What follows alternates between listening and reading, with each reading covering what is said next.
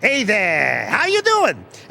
Tonight, in between some fabulous freaky stories, we're gonna show you some of our freaky bloopers. Yeah, that's right. We're not perfect, so here's one from the dating sketch. Hey there, sugar. I'm sorry. Cut. Action. Cut. I'm sorry. Oh, please, come on. Maurice, what is the matter with you? More bloopers after this freaky story. This is a true story. It happened to a friend of mine. Ramon's tortilla stand stood proudly in the shadow of a pylon supporting the new superhighway. Its recent completion had whisked away his once prosperous business, taking it to the new resort town by the bay. Ramon was a good man, an honest man, and he watched in anguish as his staff, once numbering 35 proud employees, dwindled down to just he and Juan, his not-too-bright assistant. One day, as Juan, the not-too-bright assistant, made a batch of tortillas, a miracle happened. One of the tortillas bore a perfect image of the king. Was it the consistency of the batter? The arrangement of bricks in the oven? Or was it Juan, who could never get the mix right? No matter. As word spread, people flocked from miles around to see the image of the king baked into the holy tortilla. Ramon was agog. Or was it aghast? No matter. Whatever the word, Ramon couldn't believe his good fortune. People who had once forsaken Ramon's tortilla stand for the new resort now sheepishly returned.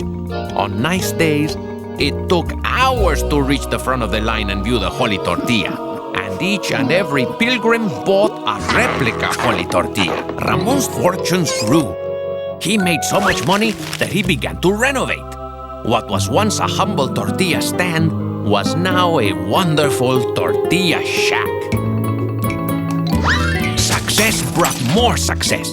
With Ramon's business wizardry and Juan's, experiments in the kitchen, the business grew from a tortilla shack to a tortilla hut, and finally into a fine tortilla restaurante. And with each new success, Ramon raised the prices. But no matter. People were coming to see the shrine of the holy tortilla, no matter what the cost.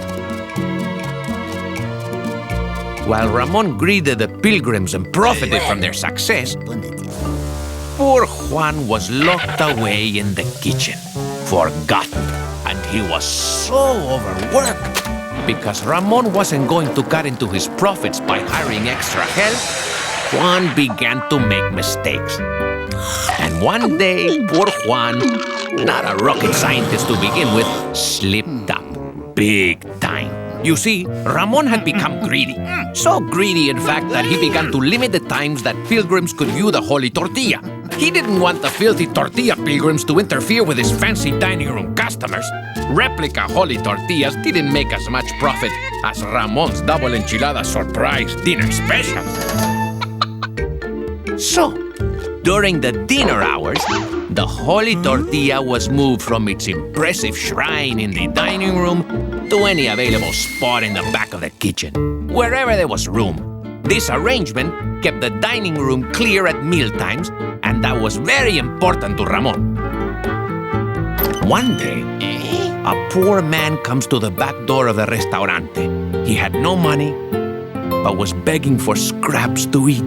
Juan, the not-too-bright assistant, looked around the kitchen and, seeing nothing to give away, asked Ramon's advice. Ramon quickly looked around and saw an old tortilla lying on the counter. It was dusty and very stale, certainly fit for a beggar. "Give that to him and then send him away," said Ramon. But, protested Juan. "Give it to him, then get him out of here," ordered Ramon, who then stormed out of the kitchen. Juan's butts fell on deaf ears. Juan went to the back door and handed the tortilla to the beggar. Thank you very much," said the beggar. Say, He asked as he turned to go, the sunset bouncing off his silver pilot-frame sunglasses. you wouldn't have any peanut butter and nanners to go with that, would you? that is how the Holy Tortilla magically left the building. This is a true story. It happened to a friend of mine. But it is said that someday, if we truly, truly believe, the Holy Tortilla may return. Here's my favoriteest blooper. Okay, well, I'll be seeing you. Yeah. Hey, Maurice, you want some custard? Yeah, I want the custard. You want the custard? Yeah, I want the custard. Okay,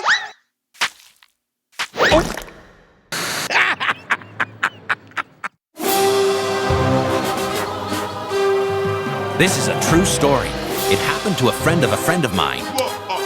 Friday the 13th was a big night for Steve and Larry, because that's when Channel 99 always ran a monster marathon. Non-stop spooks, dusk till dawn. This Friday the 13th was even more special, because Channel 99 was running an all-mummy marathon. Steve and Larry were excited because the mummy was their favorite movie monster. I never really bought into the mummy, all moldy and shambling around, trying to do whatever it was that mummies did when they caught you. And that was the other thing. In all those old mummy movies, there'd be the mummy lurching along, dragging his rotten leg behind, step, rag, and the pretty girl, usually some B-movie starlet that you'd never heard of, would be running away from him like an Olympic sprinter. And he'd always catch her and carry her back to his tomb to make her his bride. Like I said, I never personally saw the attraction of mummy movies, but Steve and Larry were nuts about them. So anyhow, the highlight of the mummy marathon was at 2 o'clock in the morning when Channel 99 ran The Mummy's Curse. Now this was widely acknowledged by mummy aficionados as the best of the mummy movies. I mean, aside from the original 1932 Mummy starring Boris Karloff, in this one, an Egyptian priest summons the mummy by brewing 9 tanna leaves by the light of a full moon. So it was 2:30 in the morning during a commercial, and Steve said to Larry, "Hey, there's a full moon out tonight. Let's try it. Let's brew 9 tanna leaves." But I guess Steve's mom was out of tanna leaves. Would regular tea do? They popped 9 plain old tea bags into the pot and poured the boiling water over it and waited. And waited. But they got tired of waiting and went back in to watch the rest of the movie. Larry turned to Steve and said, "You hear what I hear?" They ran out the front door, and there, coming out of the fog at the end of the street, was the mummy, and it was heading straight for them. It was only then that they realized that they didn't know how you got rid of a mummy after you'd summoned him. Good thing it's moving slower than the movie, so they ran back in just in time to catch the end credits. Uh-oh, Dad was gonna kill them if the mummy didn't first. How do you kill a mummy? How do you kill a mummy? "Silver bullets," shouted Steve. "That's for werewolves," cried Larry. "Wait! What about a stake through the heart?" "Nope, vampires. Anyway, he's rotting. I ain't touching him." "Mummies don't like cats, 'cause they're allergic?" "No, doink! 'Cause they're the gatekeepers of the underworld."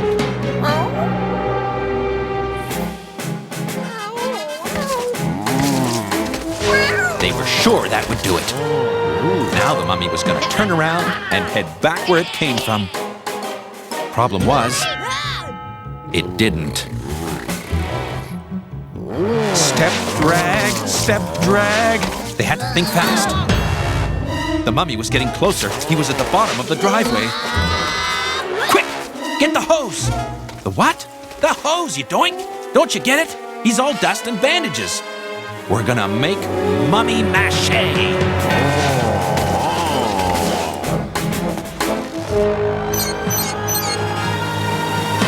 Steve stuck his thumb in the end of the hose, while Larry put a kink in it to hold back the water.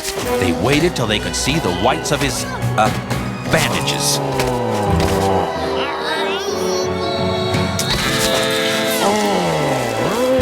Then they let her rip.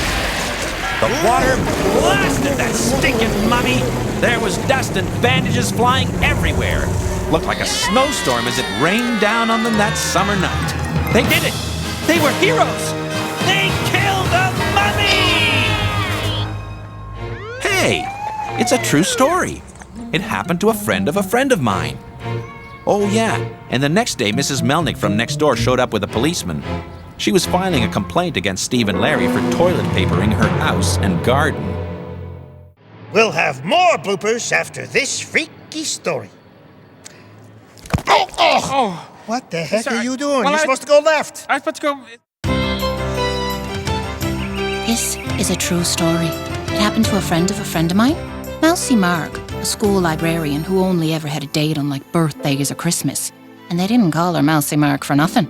I always thought a little lipstick or makeup might help. But then again, she was a librarian. Every year the school had a fundraiser and she would run the book sale. So she was out driving around collecting books, as if there aren't enough books already. Anyway, she had the worst sense of direction. I mean, she couldn't even find her way to the school washroom and she'd be working there for 8 years or something. So Marg got lost in some little town. She turned a corner and right there in front of her was this weird old occult bookshop. It was pretty creepy, but A, she needed directions, and B, maybe they give her some books for the book fair. So Marg went inside. From down there on the floor, all Marg could see was 2 legs, eerily backlit, coming toward her. It was this crazy-looking woman. She called herself Gladys, but it turns out Gladys was really happy to see someone, anyone, even if they just scared her cat nearly to death. She told Marg she didn't get many visitors, but Marg wasn't really listening because she couldn't take her eyes off that eerie glow coming from the back room. Gladys told Marg that that was her crystal ball. It seemed that Gladys was a fortune teller on the side. Then she asked Marg if she'd like her fortune told. Gladys got all weird and stuff from the crystal ball, and Marg was like dying to know whatever the crystal ball has to say. Gladys said she's got to get those doors fixed one of these days, and sat back down. Then, back at the crystal ball, and back in her trance, she predicted that Marg would meet the man of her dreams. You know, the tall, dark stranger sort of thing. But Gladys said that he's not a stranger, but he does have dark hair and that Marg already knows him. Well, Marg went nuts because she hadn't had a date in like 100 years, and every guy in the world is either married or a complete goof. Gladys got all solemn and told Marg that she herself had once met her soulmate and had a passionate romance, but he was lost at sea many years before. Marg swore that now she'd look at the guy she knows with an open heart. The next day, the mailman, who looked really sharp in his uniform, arrived and handed Marg a fistful of bills. No, not him. Then Marg took her precious little Zippy to the vet, and he really loves animals, but Zippy nearly scratched his eyes out. No, wasn't him either. Then Marg visited her local fishmonger, Clayton, who was really hot, by the way. He offered her a sample of his homemade crab cakes. Okay, why not? She bit into one and wow, her taste buds just freaked. She never tasted anything so great or seen anyone so, well, hot. It's like she'd noticing for the first time how beauteous and swarthy and how kinda, well, hot he was. And he even had this cool gold tooth. Turned out Clayton thought Marg was pretty hot too. So they go out on a few dates and fell madly in love. Next thing you know, they got married. After a while of delirious happiness, Marg remembered Gladys, the old fortune teller. She didn't know that her prediction actually came true. Marg decided to pay Gladys a little visit, and she took a batch of crab cakes as a, thanks for my fabulous life kind of thing. After all, the crab cakes were what brought them together in the first place. Gladys was happy to hear Marg's great news, but not too surprised, because she fancied herself a pretty incredible fortune teller. Marg offered her a crab cake, made by none other than her new gorgeous, fantastic husband. Gladys took a bite, and just like that, her face went white. Marg thought she was having a conniption fit or thought she maybe poisoned her or something. There's only one man in the world who makes crab cakes this good, cried Gladys. Marg's Clayton was actually Gladys's Clayton, her long lost at sea true love. This is a true story. It happened to a friend of mine. Mark and Clayton are still happily ever after and stuff. But Gladys got her revenge. She's a millionaire. She figured out the recipe for the crab cakes, and now she owns Gladys's Crab Cakes to Go. Franchises all over the world. And yet another blooper. And this one was not my fault. Hi there. I'd like to introduce my sidekick, Maurice. Hello, Larry. You know, a funny thing happened to me on the way to the show. Cut. I'd like to introduce you to my sidekick, Maurice. Hi, everybody. Oh. You know, a funny thing... Cut. Oh, man, that's disgusting. What is it? This is a true story. It happened to a friend of mine. Clem was a tour guide down under in Australia. Now, when you think of Australia, you probably think of macho men with corks hanging off their hats, hassling Sheilas and wrestling Crocs. But Clem's not like that. Just didn't inherit the genes. Actually, Clem's a bit of a goof. Well, okay, a real goof. But the lad can't help it. And not a lot of luck with the ladies either. Clem could never win a round with a gator, but he could pin a koala in 10 seconds flat. Anyway, as an Aussie tour guide, Clem takes tourists from all over the planet in his Jeep and shows them the wonders of this rough and beautiful country. Ayers Rock, dingoes, didgeridoos, you name it. One day, he picked up a family of Brits. Mum, Dad, real yahoos who like nothing better than a pot of tea and a raunchy joke. But Clem's put up with worse. He'd just grin and bear it. The fact they had a knockdown, drop-dead gorgeous daughter didn't hurt. Well, for Clem, it was love at first sight. And for Lisa? Well, her loser radar nearly blew off the scale. But hey, all's fair in love and war, and Clem was ready for battle to win this pretty little Sheila's heart. So Clem pulled out all the stops. Caught a lizard for her, tried to surf, even took them to see some ancient Aboriginal cave drawings. Mum and Dad are real impressed. But Lisa? No go, schmo. She won't even talk to him. A right real snob, that one. But as I say, Clem's a fighter. And that night, as he threw another shrimp on the barbie, he got a great idea. He convinced Mum and Dad to take a special four-wheel drive adventure deep into the outback. See some kangaroos, just the four of them. Of course, the parents accepted. Nothing they'd like better than a photo op with a kangaroo, much to Lisa's horror. They started off bright and early the next morning in Clem's Jeep. Off they went, deep into the rocky outback. Unfortunately, there's not a roo in sight. Dad started to complain, but Clem patiently assured them they'd soon be surrounded by herds of them. Lisa's in the back seat, of course, so Clem spent a lot of time looking in the rear view instead of where he's going, and eventually, bang!